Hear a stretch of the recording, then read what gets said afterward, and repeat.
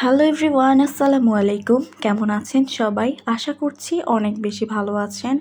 ঋতুস blogging and cooking চ্যানেলে সবাইকে স্বাগতম জানাচ্ছি নতুন একটি ভিডিও দেখার জন্য। আজকে সকাল আর দুপুর মিলিয়ে অনেক মজাদার খাবার দাবার রান্না করা হয়েছে। তো চলুন আমি আপনাদের সাথে একে একে শেয়ার করছি যে আজকে আমাদের বাসায় কি কি রান্না করা হয়েছে। প্রতিদিনই আপনাদের সাথে রান্নাবান্নার ভ্লগ, খাবার দাবারের ভ্লগ শেয়ার করি। কোন বেলায় কি কি খাবার দাবার রান্না করা হয়েছে সবই কিন্তু আপনাদের সাথে শেয়ার করি। আর শেয়ার করবই না কেন বলেন, আমার চ্যানেলটা যেহেতু ব্লগিং অ্যান্ড কুকিং নিয়ে, এই জন্য আমি দেখা যায় খাওয়া দাওয়ার ভিডিওগুলা এবং অন্যান্য সব কিছুই দেখা যায় যে অল্প অল্প করে আপনাদের সাথে শেয়ার করছি। তো চলুন সকালবেলা কি দিয়ে ভাত খেয়েছি একটু শেয়ার করছি আপনাদের সাথে।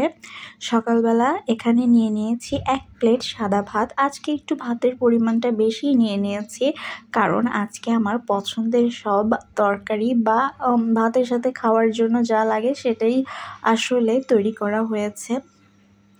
তো চলেন এখন বলি আজকে সকালের নাস্তায় ভাতের সাথে কী কী ছিল। ভাতের সাথে ছিল এখানে সিম ভর্তা। এই ভর্তাটা এতই মজা লাগে খেতে। এই সিমটা হচ্ছে মৌ সিম, যারা খেয়েছেন তারা তো চিনবেনই। সাথে নিয়ে নিয়েছি একটা ডিম ভাজি। আজকে মন চাইলো ডিমটা একটু পেঁয়াজ মরিচ দিয়ে ভেজে খাই। আমি সাধারণত পেঁয়াজ মরিচ দিয়ে ডিম ভাজা খাই না, আমার কেমন যেন একটু ভালো লাগে না। আমি সবসময় ডিম সিদ্ধ না হয় ডিম পোস্টটাই বেশি খাই, আর আমার কাছে ভালোও লাগে। আর পেঁয়াজ মরিচ দিয়ে ডিম ভাজা খেলে না আমার কেমন জানি একটা লাগে, দেখা যায় যে পুরো ডিম আমি খেতেই পারি না। তবে আজকে মনটা চাইলেও একটু পেঁয়াজ মরিচ দিয়ে ভেজে খেয়ে দেখি। তো ডিম ভাজিটা অনেক মজা হয়েছে। আমি একটু কড়া ডিম ভাজি পছন্দ করি, মানে একটু ব্রাউন কালার ডিম ভাজি আমার কাছে ভালো লাগে। তো এই মৌসিম ভর্তাটা কিন্তু বেশি করে পেঁয়াজ, কাঁচামরিচ, শুকনো মরিচ, রসুন দিয়ে খুব সুন্দর মতো তেলে ভেজে এই সিমটা ভর্তা করা হয়, যেটা ভাতের সাথে খেতে অনেক বেশি মজা লাগে। আর এই সিমটা সবসময় ভর্তা করেই খাওয়া হয়, তরকারির সাথে খুব একটা খাওয়া হয় না। তো যাই হোক, এই সিমটা শীতকালীন সময়েই বেশি মজা লাগে। তো সকালের খাবার দাবার হয়ে গিয়েছে আমার। তো চলেন দেখাই দুপুরে আজকে কি রান্না হয়েছে।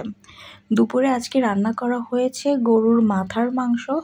গরুর মাথার মাংসটা না খেতে বেশ ভালোই লাগে, তবে এটা যদি একটু ঝাল ঝাল করে রান্না করা হয় তাহলে অনেক বেশি মজা লাগে। এই যে দেখেন, অনেক মানুষ কিন্তু মাথার মাংস, গরুর জিহ্বা খেতে অনেক বেশি পছন্দ করেন। আসলে গরুর সব পার্টই খেতে ভালো লাগে। গরুর এক এক পার্টের স্বাদটা এক এক রকম। গরুর মাংসের স্বাদ এক এক রকম, গরুর মাথার মাংসের স্বাদটা আবার অন্যরকম স্বাদ লাগে। আবার গরুর ভুঁড়ি, নেহারি এগুলোও কিন্তু অনেক মজাদার। আবার গরুর মগজ খেতেও কিন্তু অনেক বেশি ভালো লাগে। মানে গরুর মধ্যে সব স্বাদ যেন আল্লাহ ঢেলে দিয়েছে। যাই হোক, তো দুপুরবেলা আমি গরুর মাথা দিয়ে ভাত খাচ্ছি, মাথার মাংস দিয়ে ভাত খাচ্ছি। সাথে নিয়ে নিয়েছিলাম কাঁচামরিচ আর নিয়ে নিয়েছিলাম শসার সালাদ।